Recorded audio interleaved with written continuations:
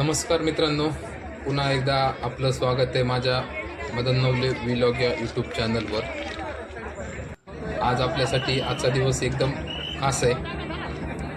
त्याचं कारण असं आहे की आज आपल्या बीड जिल्ह्यामध्ये आज बीडपासून रेग्युलरली रेल्वे सुरू होते. आत्तापर्यंत आपण माझ्या यूट्यूब चॅनलवर रेल्वेच्या संदर्भात भरपूर काही व्हिडिओ बघितले असते, पण आजचा व्हिडिओ हा एकदम खास आणि महत्त्वपूर्वक आहे. कारण आजपासून बीड जिल्ह्यातून रेल्वे धावायला सुरुवात होते नगरपर्यंत. जे 3 पिढ्यांनी स्वप्न बघितलं होतं ते आज खऱ्या अर्थाने सुरू होतं, स्वप्न पूर्ण होतं आहे.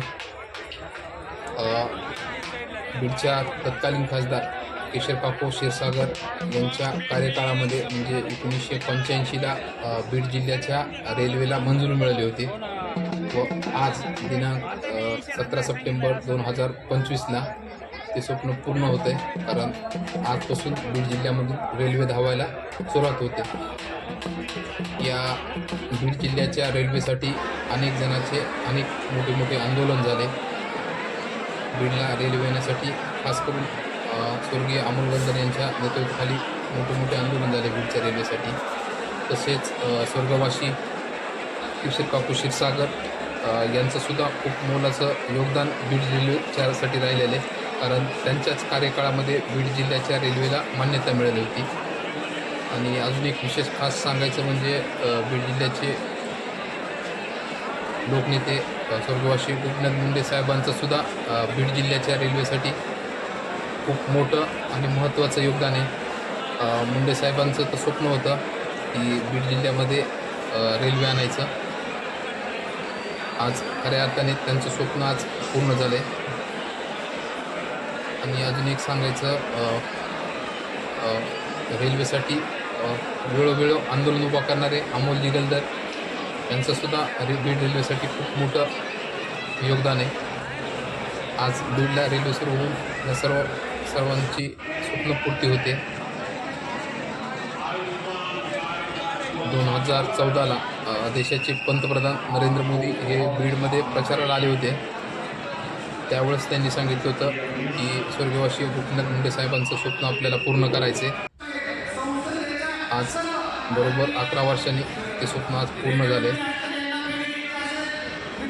आजच्या या रेल्वेच्या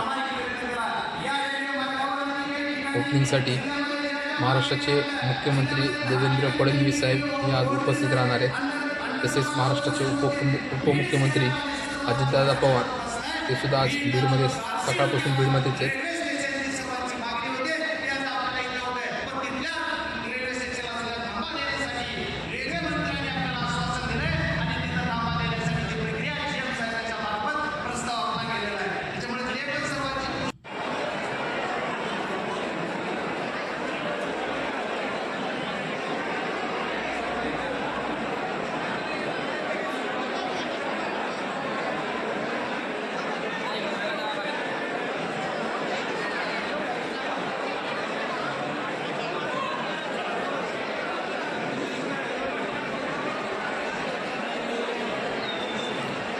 ह्या कार्यक्रमासाठी खास उपस्थिती महाराष्ट्र राज्याच्या व बीडच्या नेत्या पंकजाताई मुंडे यासुद्धा या कार्यक्रमासाठी आवर्जून उपस्थिती लावली होती.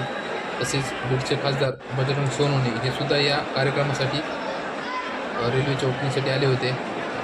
बीड जिल्ह्याचे लोकप्रिय आमदार संदीपभाई क्षीरसागर यांचंसुद्धा या कार्यक्रमासाठी उपस्थिती होती. गेवराईचे आमदार विजयराजे पंडित हे सुद्धा या कार्यक्रमासाठी उपस्थित होते.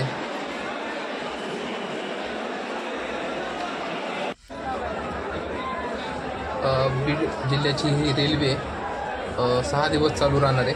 आठवड्यातून 1 दिवस सुट्टी राहणार आहे. कंटिन्यू 6 दिवस चालू राहणार आहे. सकाळी 6:30 वाजता नगरमधून निघणार आहे आणि 12:30पर्यंत बीडला येणार आहे. 1 ते पाऊण घंटा इथं थांबणार आहे. त्यावेळेस आपल्याला रेल्वेमध्येच तिकीट भेटणार आहे. कारण तिकीट काउंटर हे अजून सुरू झालं नाही आहे.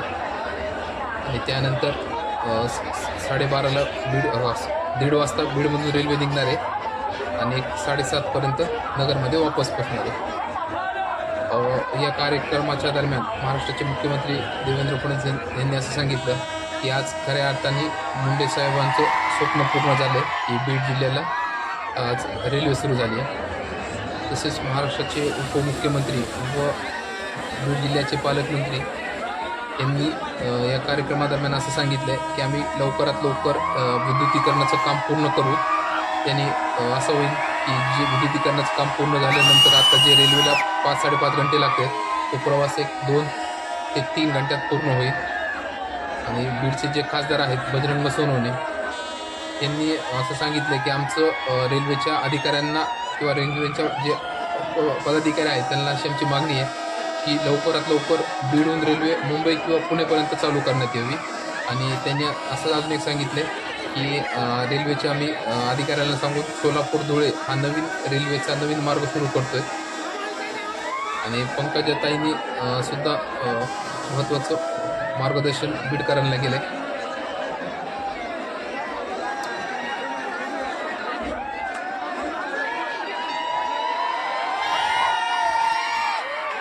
या कार्यक्रमाला खास अजून एक उपस्थिती परळीचे लोकप्रिय आमदार धनंजय मुंडे साहेबसुद्धा या कार्यक्रमाला होते.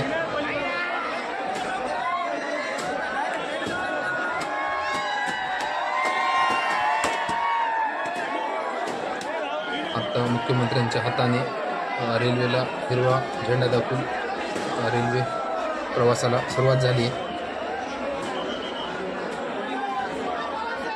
पुण्यापासून रेल्वे 12:30पर्यंत बीडला रेल्वे येईल आणि त्यानंतर अर्धा-पाऊण घंटा थांबून 1 किंवा 1:15ला पुन्हा वापस प्रवासाला निघेल आणि 1:30पर्यंत नगरमध्ये पोहोचेल.